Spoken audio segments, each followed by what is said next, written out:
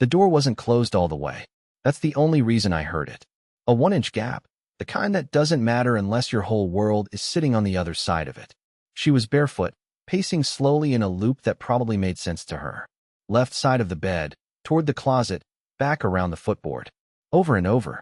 I know because I saw the shadow move, stop, move again. She was on the phone, but not the way people are when they're multitasking. No, this was focused. Careful. Like she was defusing something dangerous.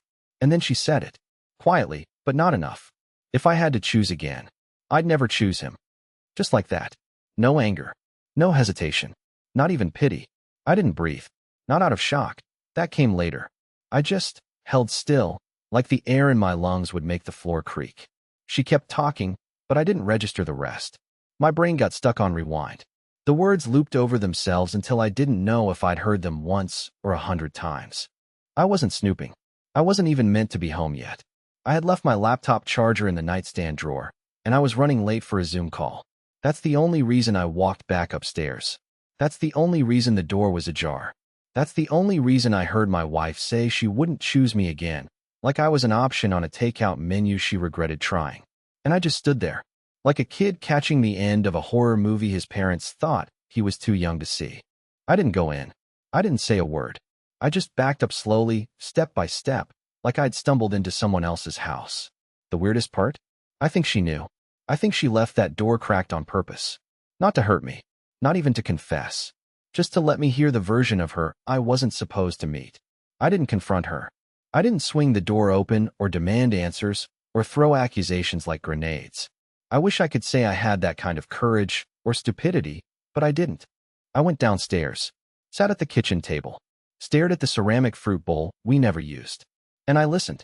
I listened to the creak of her floorboards above me, the rhythm of someone who had already moved on, even though her clothes were still hanging beside mine.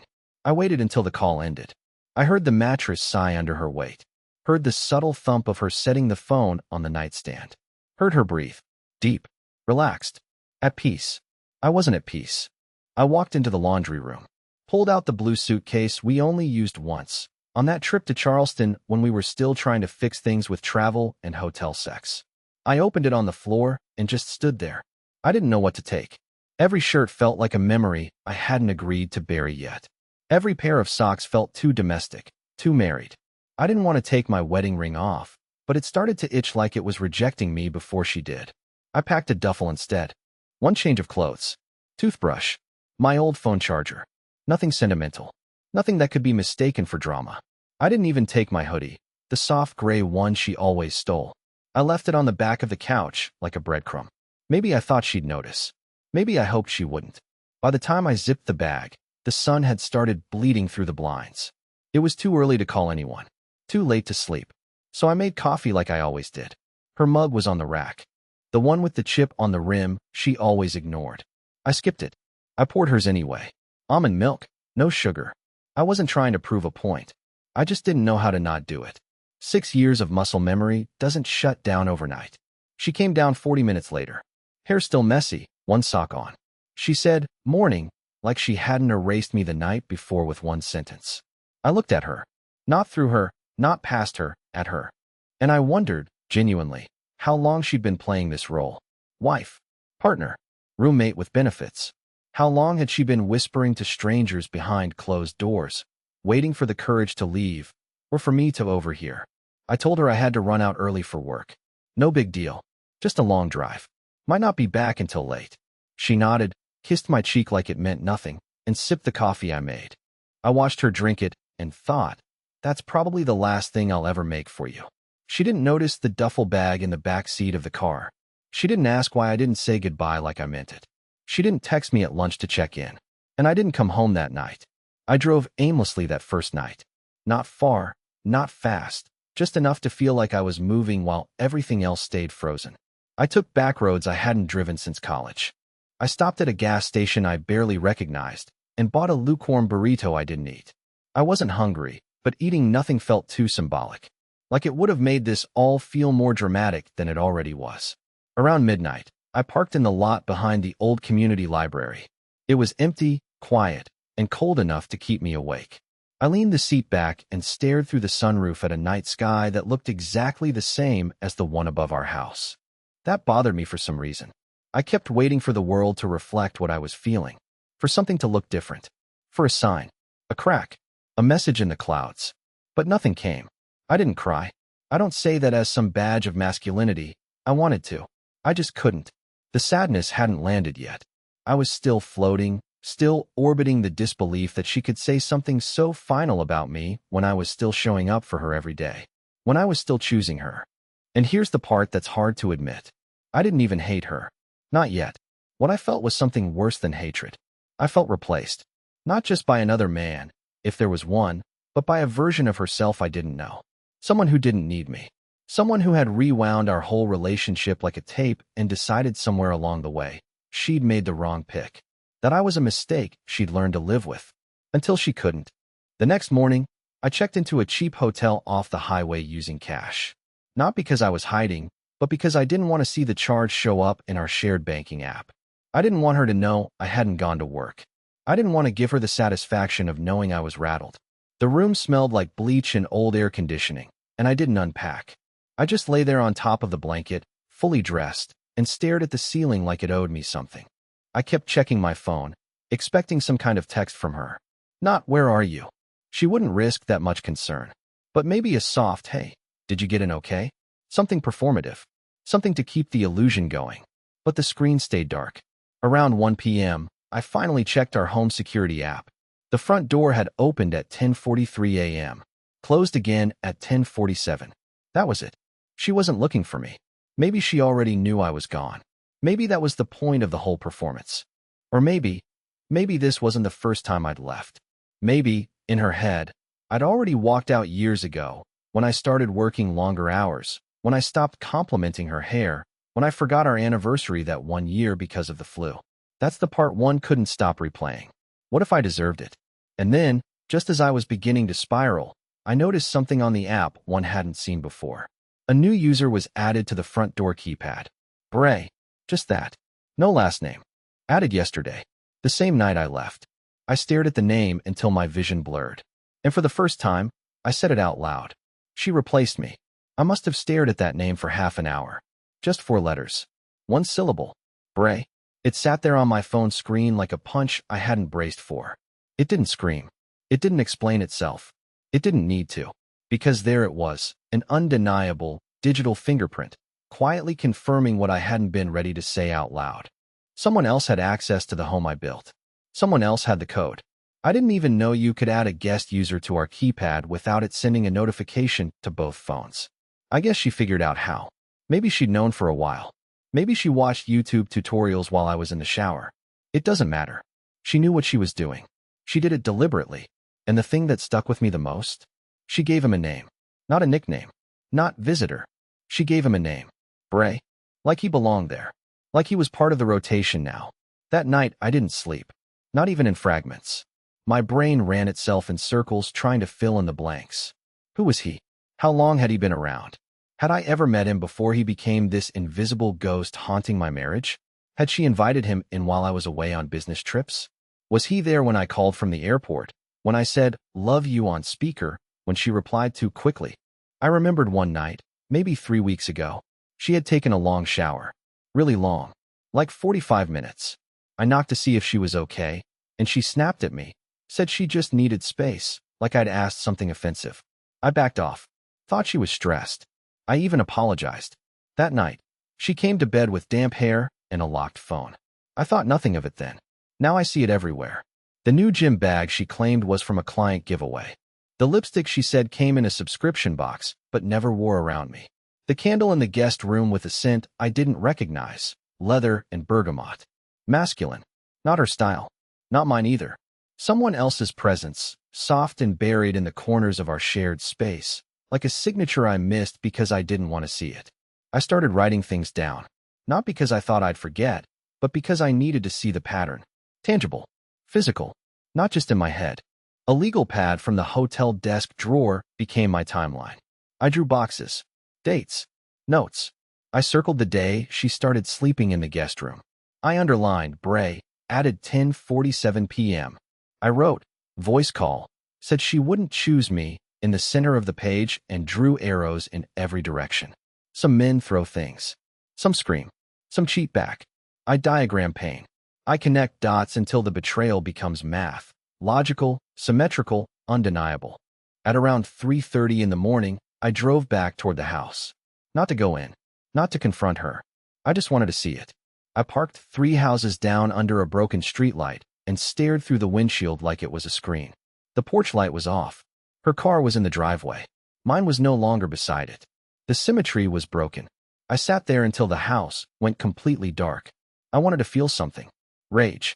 Clarity. Closure. But all I felt was small. Smaller than him. Smaller than her silence. Smaller than my name on the mortgage. And as I drove away, just before turning the corner, I looked back one more time. That's when I saw it.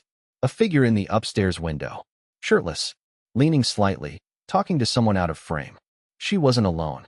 I don't know how long I sat at that corner. Maybe 10 minutes. Maybe an hour. It felt like I was watching a movie I couldn't pause. The upstairs window glowed soft yellow.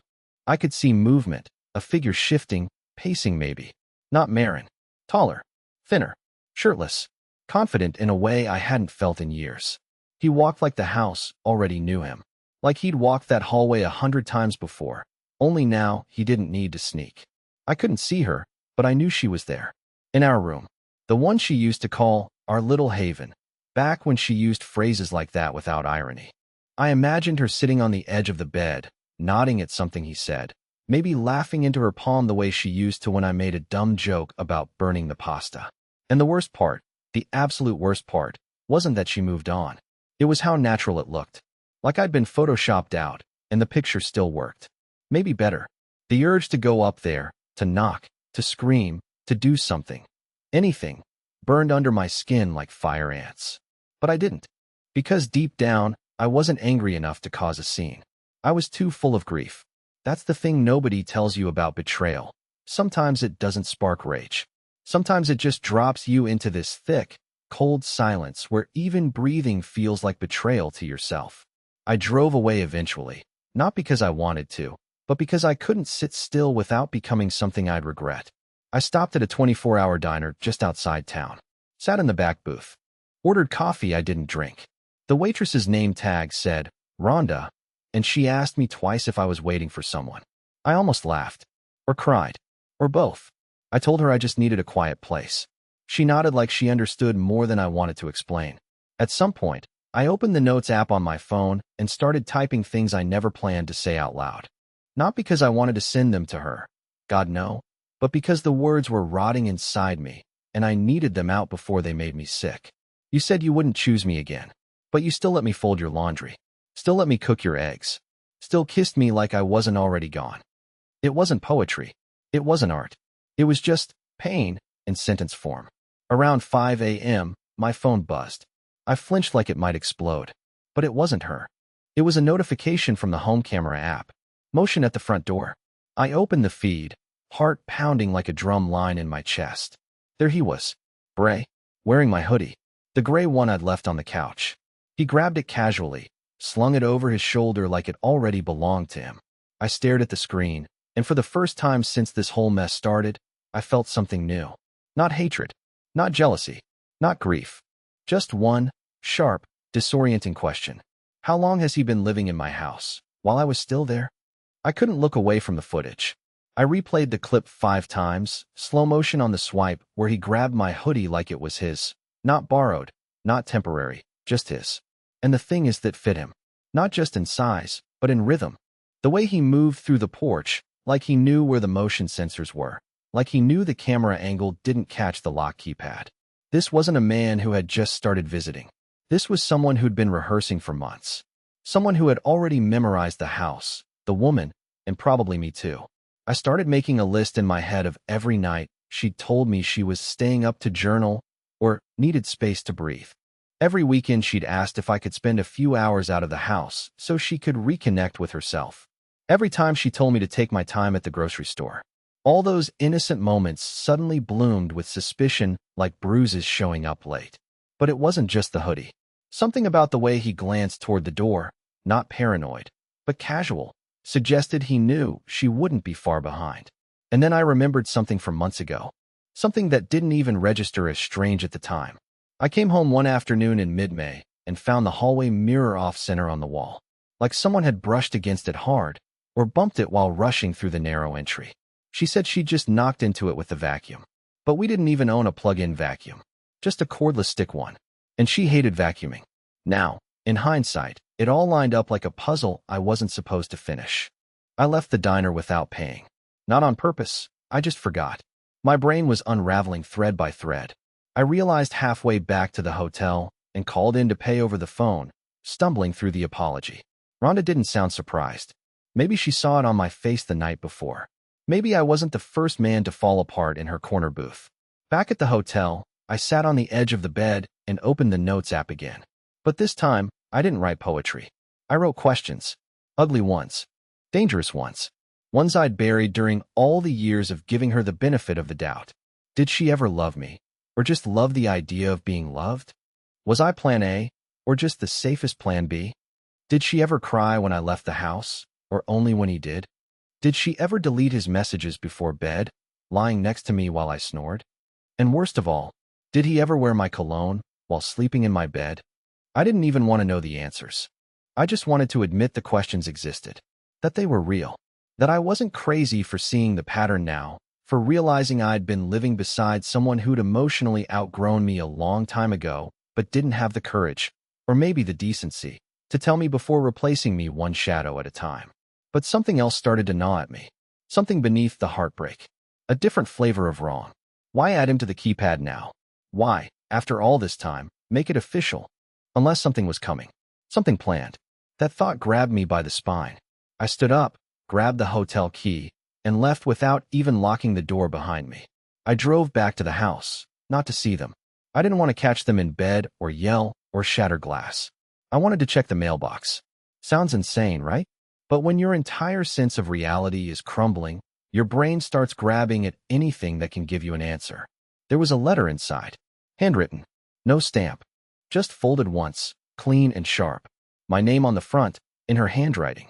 That smooth, looping cursive she used to write on sticky notes she'd leave in my lunch bag. I sat in the car, parked at the corner, and opened it with shaking hands. It wasn't long. I hope by now you understand. I didn't want you to find out this way, but I knew you would. I didn't mean to hurt you. I just couldn't keep pretending. You deserve someone who sees you. I didn't stop loving you all at once. I just stopped needing you. Please don't come inside. No signature. No date. Just that. Like the final page of a book that never gave me a chance to finish my sentence. And that's when it hit me. She didn't expect me to find the letter. She expected me to already be gone. I must have read that letter 10 times in a row before I realized I hadn't blinked. The paper felt heavier than it should have, like the ink had soaked through into something deeper than just the page. Her words weren't cruel. They weren't dramatic. They weren't even manipulative. They were worse than that. They were final, detached, as if she wasn't saying goodbye to a person, but to a version of herself she'd already outgrown. It wasn't a confession. It was a release, one that I hadn't agreed to. I sat there in the car, parked down the block, holding that note like it was evidence at a crime scene. Not something illegal. Something intimate that had been stripped of me without warning. Like my name had been scratched off a lease I was still paying on. Like the house itself had already changed its locks even though the code was still the same. And that line, "Please don't come inside." That one kept echoing. It wasn't a request. It was a preemptive boundary. The kind you set when you've already replaced the locks, emotionally or otherwise. I could feel it. She wasn't scared I'd hurt her. That wasn't our dynamic. She was scared I'd make it messy. That I'd break the clean edges of her new story. That I'd show up and remind her that I still had roots in that place, even if she'd already pulled them out. But the thing about being asked not to come inside, it makes you wonder what's waiting behind the door. I know what you're thinking. I should have left. Should have taken the letter as the closure she clearly wanted it to be. Should have driven away and never looked back. But that's not how it works when your entire identity is still folded up in the linens of a house someone else is sleeping in. When your toothbrush is still in the cup. When your coat is still on the hook by the door. When your scent still lingers in the fibers of the carpet. So I parked the car. 2 houses down this time. Heart pounding like I'd swallowed a fist. I walked to the edge of our property like it belonged to someone else now. Like I was trespassing on a version of my own life. The porch light wasn't on, but I didn't need it. I knew every creak of those steps, every squeaky board. I avoided the third one because it always gave me away. I didn't go for the front door. I went around back. The side gate still stuck halfway open if you didn't lift it right. The kitchen window was dark, but the hallway light upstairs was glowing. I stood under it like a ghost with nowhere to go. Part of me thought I'd see her silhouette. Maybe his. Maybe both. But it stayed still. Quiet. Unbothered. I wasn't going to break in. I swear I wasn't. But I needed to know. I needed something. Anything. That told me what I'd missed. What I'd ignored. I walked around the garage, past the trash bins, and there it was. A new bike. Men's. Mountain style. Not cheap. One of those frames with a matte black finish. A helmet hanging from the handlebar. Size too big for her. Way too big. Bray. He wasn't just visiting. He had equipment. That's when the garage door creaked behind me. I froze. Completely. Every muscle in my body snapped tight, like piano wire. The light flicked on. And I heard it. Footsteps. Heavy. Slower than hers. Not cautious, just confident. And then a voice. You shouldn't be here, Emory. He knew my name. You shouldn't be here, Emory. He didn't raise his voice. Didn't take a step forward. Just stood there, halfway in shadow, halfway in my life, like he belonged there. Like I was the one interrupting something natural. And maybe, by that point I was. His hair was still damp, like he'd just gotten out of the shower. Mine used to be damp like that, too. Back when I still had a home here. I didn't respond right away. I didn't need to. The silence said enough. And what surprised me most wasn't that he knew my name. It was that I didn't feel hatred when I saw him. I expected fire. I got fog.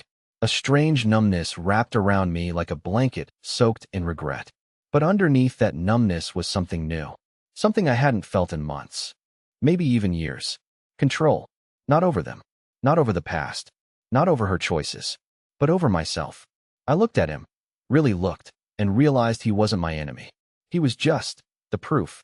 The physical embodiment of everything I'd been refusing to admit. The mirror I'd been avoiding. The final confirmation that the version of my marriage I was clinging to was gone, and had been long before I heard her say the words. Don't worry, I said quietly. I'm not staying. I turned. I walked back toward the sidewalk. Past the gate. Past the flower bed we used to argue about watering. Past the spot where I once surprised her with fairy lights for her birthday. It all looked smaller now. Like a dollhouse I'd outgrown. Like a photograph I'd been trying to live inside instead of letting go. And when I reached the street, I stopped. Because she was standing there. Marin. Not dressed up. Not tearful. Just in one of her oversized sweatshirts. Arms crossed. Barefoot on the edge of the porch. She didn't say anything. Neither did I. But for the first time in a long time, I saw her clearly. Not as the woman who hurt me. Not as the villain. Just as someone who had fallen out of love. Quietly. Gradually. Completely. And instead of trying to fix it, I nodded. A small gesture. One that said, I see you. I release you. And I'm done chasing ghosts. I got in the car. I didn't look back. I drove past the diner, past the library, past the version of myself that stayed too long trying to be chosen by someone who had already closed the book. The next morning, I booked a small cabin 2 hours north. No Wi-Fi. No reception. Just space. And on the second day there, I did something I hadn't done in months. I smiled. Not for anyone else. Just for me. Because sometimes, freedom doesn't come with fireworks or justice. Sometimes it comes with a quiet, irreversible truth. You survived being unloved, and you didn't disappear.